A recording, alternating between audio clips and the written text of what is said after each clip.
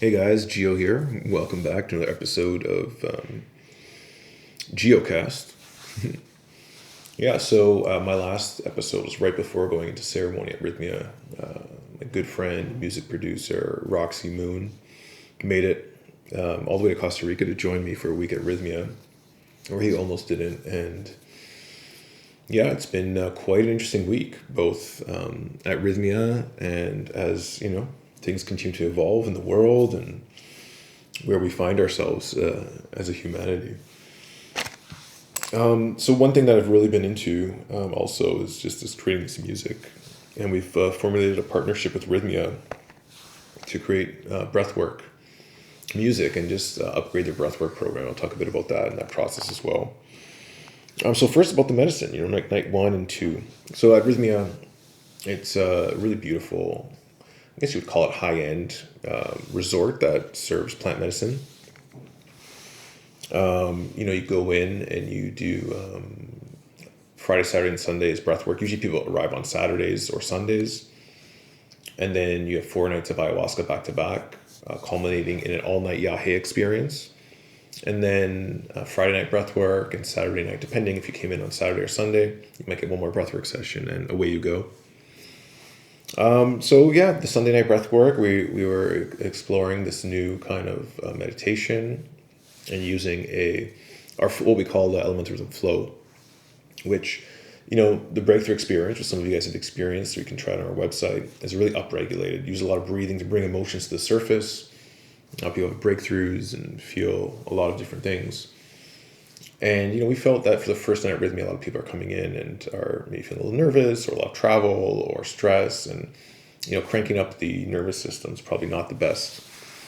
So we went in with this really nice deregulation, down regulated breathing pattern, which we call the flow, and brought them into a process that comes from our mind work process about just going inward and trying to find the root of some of the things that affect you. We all have these core beliefs and core wounds that usually happen sometime in childhood, and the way we kind of protect ourselves from feeling that way creates a lot of patterns in our life that show up everywhere, in our relationships, in our work, in our finances, you name it. Because what we're trying to avoid is that pain and suffering. There's also has to do with like your needs being met and stuff like that. And when you have a wound, it can distort the way you try to get your needs met, or may change your needs a little bit. But anyways, I guess I'm going on a tangent here. Went amazing, and the feedback from the guests and opening the process of self-awareness. Because what all these things do, breath work, plant medicine, meditation, it's deepening your self-awareness, understanding yourself. How do you see yourself? How do you have the awareness to the feelings that you feel, to the way your mind works, and all of the amazing programming or not so amazing programming you've picked up in order to function in this world, in order to survive, in order to thrive.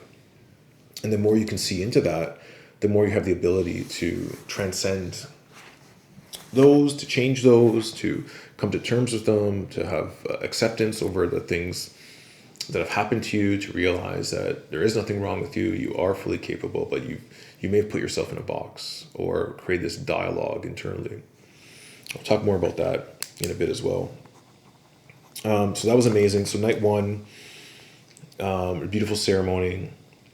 And I just realized, I started to see my mind and how all over the place it is, and how, I'm always keeping myself busy. And I've shared this many times before. And I just felt like I was in my head a lot, which is normal for me on the plant medicine. And brought that into night 2. And in night 2, the last time I was in a ceremony with Chris, the medicine was super strong. I got to this point of surrender where I was very fearful, and I had a choice to kind of lean into it, and I decided not to go through that kind of portal. And it just showed me like, hey, like surrender is not going to be easy for you anymore, because before it would just blast me away and take me there, and I'd have no choice. But now it's like, yeah, now you really need to choose to surrender and then let go of your expectations of what should or shouldn't happen. So the next night I got to that similar place, and I tried really to surrender and just let go, and just my mind was kind of like dumping itself out. All of the thoughts, all of the kind of worries that I have about the world, about what's going on, about mainly things that are out of my control, about different businesses or investments that I'm in with people, and things that are not going exactly the way I want to in certain areas, and other things that are going great. And one thing that was made really clear, and something that I preach, it was showing that we spend or waste a lot of energy worrying about or trying to figure out solutions to things that are mainly out of our control. And the amount of energy wasted or spent or given away into those will be so detrimental to you when what's the remainder, the balance that is left, is what you have to put into your creation. The remainder of what you have to put into your creative projects, into your loved ones, into your flow, into your art, into your being present for other things, because you're spending it all in this worry, whether it's consciously or subconsciously in the back of your mind, not sleeping at night. And so by the end of the second ceremony, I came to this amazing kind of place of calm, quiet, gratitude, and clarity, where I was like, okay, now I know. So every time I start feeling those things, like, hey, do not put energy into this. Be present, do your things, do what you can, send that email, follow up, look into it, but don't spend so much emotional energy worrying. What if this person never gets back to me? What if I lose my investment? What if, this person screws me over or whatever? It's like, those are all potentialities. And maybe if they do happen, it's exactly what you need anyways. But worrying and figuring it out doesn't help. And so, the way that night started was, I usually start with 2 cups. I spoke to Chris. I told him about my last experience. Okay, maybe just go for 1. And after the first cup was really strong, I was like, I don't know if I can do a second cup. Maybe I'll just go up for a half. That's what, I was talking to the ayahuasca, asking what she thought I should do. And so I go up and I asked Chris, I'm like, maybe just a half. And so he's like, okay. And he turns around with a full cup, and I'm like, what happened to the half? And he's like, you want me to take some out? And it was kind of like a joke that I think the ayahuasca was saying, and also maybe unintentionally from Chris. I'm not going to pour it back out now. It's in my cup for a reason, to drink it. And that was after drinking and surrendering. That was the experience that it came. It went back to that kind of deep place of surrender, dumping out my mind all over the place and coming to this sense of clarity. And again, like I shared the last time, when it's hard, just stick with it. Wachan, the Wachuma curandero, told me that his teacher or father told him once, the ending is always great. So if it's not great, it's not the end. And that just kind of stuck with me through the ceremonies. So not getting attached to how things should be, things that I can't control, and just really letting go into that. And the next night, ladies' night, which is a beautiful feminine night. And this week there was, I kind of had this joke about the graveyard at Rythmia. There's this big grassy area where, people are having a tough time or kind of losing a little bit. They bring them out there, put a nice mattress under the stars, and call it the graveyard. It's like, that's where people go to die and obviously be reborn. And so, the graveyard was pretty quiet this week. Ladies' night, just did 2 cups off the bat. It was pretty strong initially, and then just carried me right through the whole ceremony. I felt this really deep inner peace, this really quiet mind, and this ability to start having visions of what I want to create, and how, I felt like I can really bring a lot into this breathwork program we're creating at Rythmia, and some of the other things that we're working on with the music. And right now, the musical journey that I'm on, I'm not the greatest musician, but I've just been really feeling inspired to bring musicians together with the intention of producing this breath work. So having a vision for that and bringing the right musicians together. So a lot of clarity on that on the Wednesday night. And then going to Thursday, each night I like to read from the book The Way to Love by Anthony DeMello. It's an incredible book. If you haven't read it, I highly recommend it.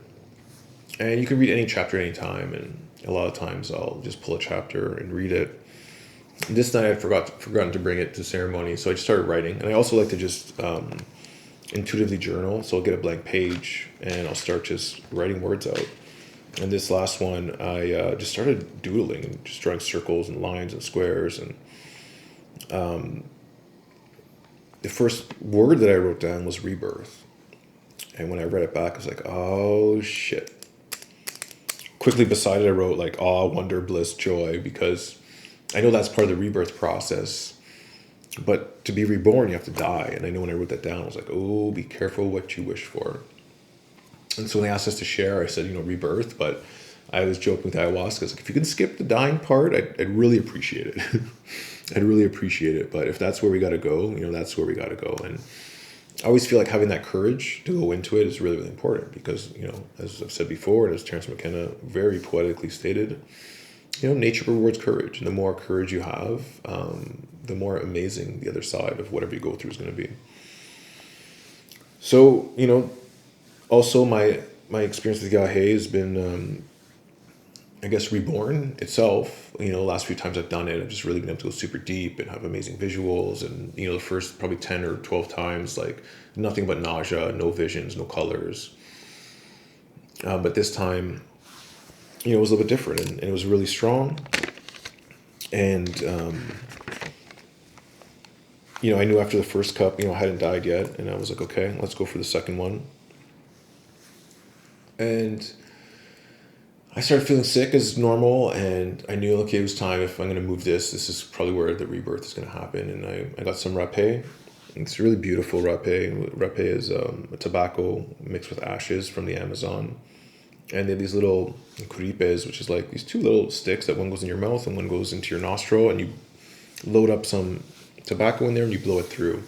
It can be very intense, and usually it will move your energy through your body and realign things. And a lot of times when I'm feeling nauseous in a ceremony, I use it to help just open up the visions and to kind of purge. And after I did a really strong round of rapé, I died. It was graceful. It wasn't as hard as I expected. I purged pretty violently, let that out, and really just collapsed onto my mattress.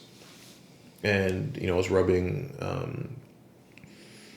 this beautiful lotion with some shadur in it and some flowery essences. And immediately I started going to this kind of like a dream state. And as I felt, myself fading away from, I guess, the old me that was dying, and, and ayahuasca I've died many times. So I think it's just aspects of yourself that kind of die or atrophy or fade away. I have this experience where I'm just like this little baby. I feel like I have no teeth. My skin feels so soft. And I just feel so curious and playful and excited about life. When you're a baby, it brought me back to this memory of having no fear. No real fear, like fear of abandonment, you're not really scared, you're kind of curious, you cry when you need something. But I hadn't been infiltrated by the world. My mind hadn't been exposed to all of these things that are trying to get our attention, trying to sell to us, trying to create fear and control.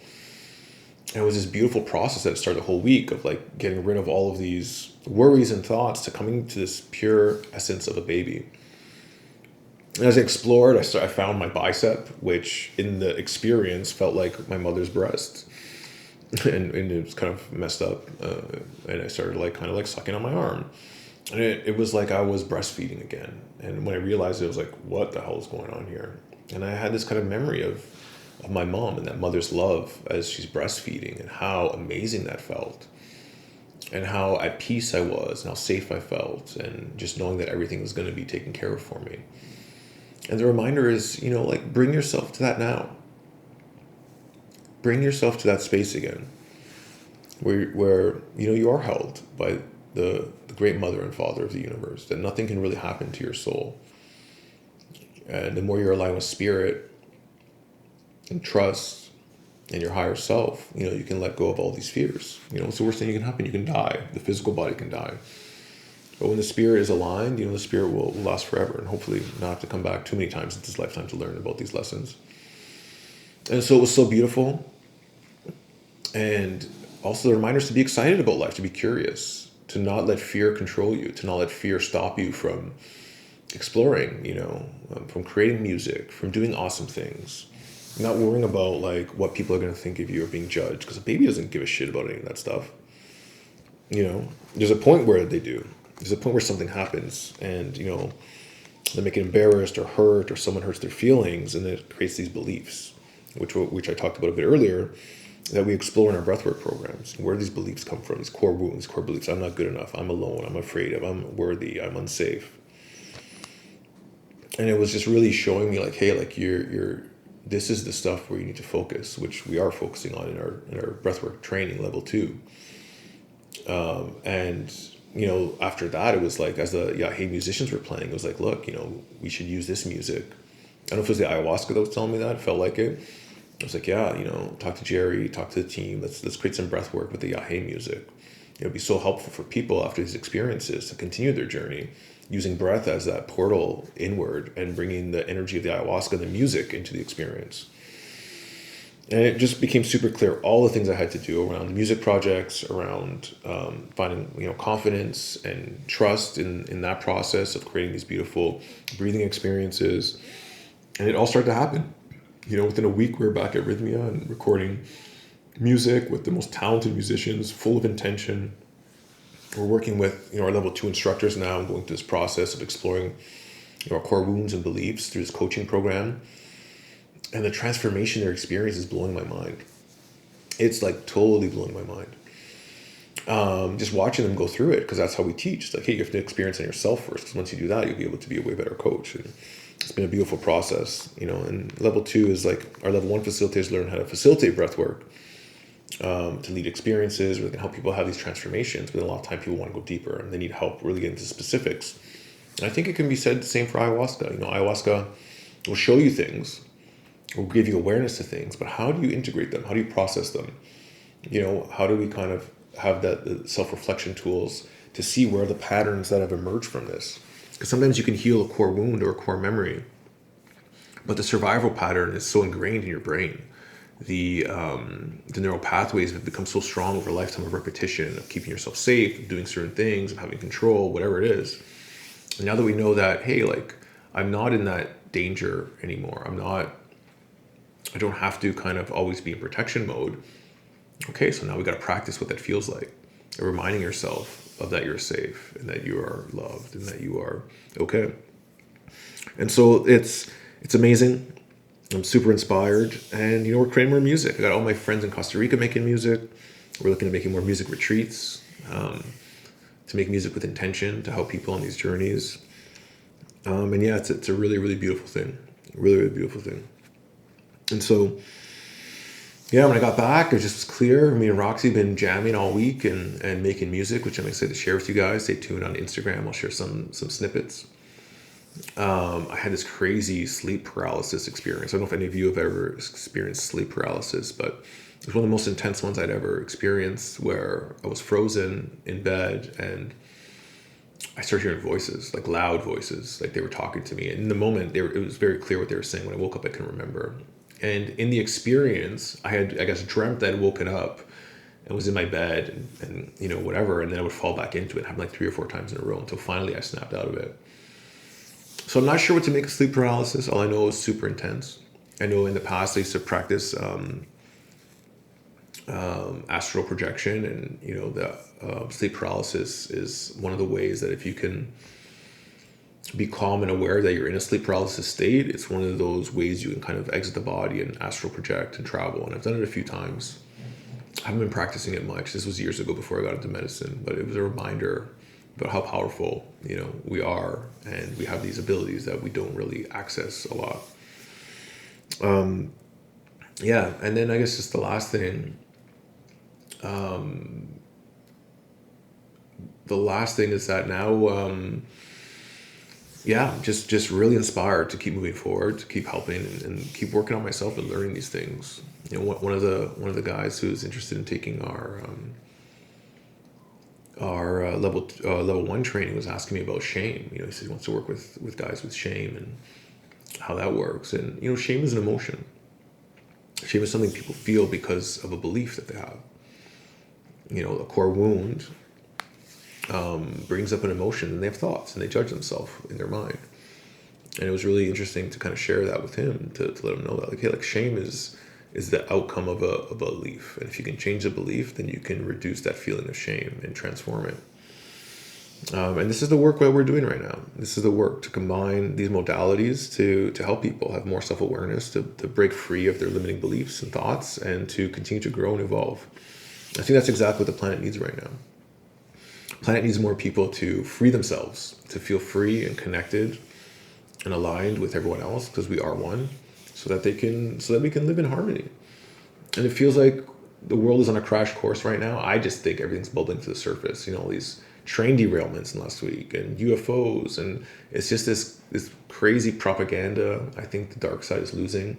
You watch like the Super Bowl halftime show and Rihanna doing the all-seeing eye triangle, which wasn't shown on TV, and Sam Smith at the Grammys, doing this kind of devil dance, and it's just craziness, and like people are exposed to it, and our kids are exposed to it, and all this data that's coming out about what happened over the last 3 years, and I think this is just helping to wake people up, really helping to wake people up. And it's sad that there's going to be a lot of casualties, mentally, physically, and emotionally. People are being broken in a way.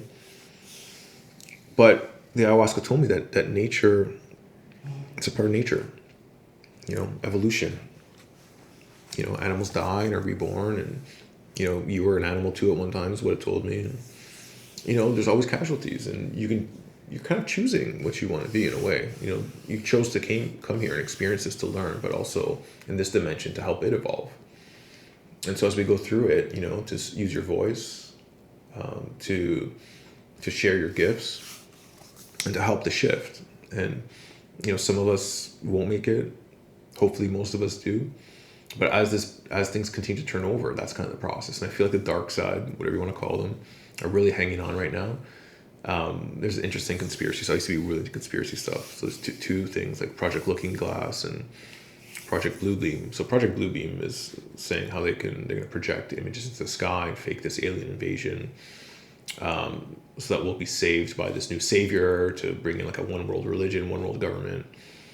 I thought like that's what was happening now. They're trying to really talk about UFOs and the government's talking about it. But when the government and the media talk about something, it means it's not true. They're trying to distract you from something. And there's a lot of things to be distracted from right now. A lot of things that are coming to the surface. When it comes to like big pharma, big health, human trafficking, all these things are coming to the surface, where years ago we couldn't even talk about this stuff, and now people are coming forward. So I think they're trying to hang on, but they're going to lose. And I think the more people that bring this vibration of light and love to the world is going to keep transcending that, bringing everyone's shit to the surface and forcing them to feel uncomfortable, where they have to take desperate measures. Project Looking Glass is like a CIA operation. I can't remember the specific details, but I remember them saying like they had this ability to kind of see into the future. And if you look at like Ingo Swann and remote viewing, there's even that movie, something about goats, the men who talk to goats or something like that, where certain people can see remote places through astral projection or remote viewing or see into the future, but they couldn't see beyond 2012. That's why a lot of them thought that was going to be the end of the world. But I think we're in a state right now where we can't predict the future, where before you were able to see into it and make plans and adjustments and control. And I think every cycle or certain amount of time, there comes into this phase of like wild card phase, where anything can happen, anything can go, and no one knows what the future holds. And it's always a time for us to shift, to transform. It gives us these opportunities, and it comes back to some sort of stability. And so I'm hoping that where we are now is in this really malleable state in the universe. All these things are coming up. The chaos, order out of chaos, the destruction, the Shiva's destruction, so it can be reborn and rebuilt. So that's all I got to say. Sorry for rambling, a little bit longer one today. I'd love to hear your thoughts, what you think or feel, if you think I'm completely full of crap. I'm on Instagram at Elemental Geo. We have a YouTube channel as well, but mainly on Instagram. And always check out elementalrhythm.com. Feel called to be a breathwork facilitator. I would love to have you as part of our community. Okay? Keep shining your light. Keep breathing. I love you so much. Peace. Namaste.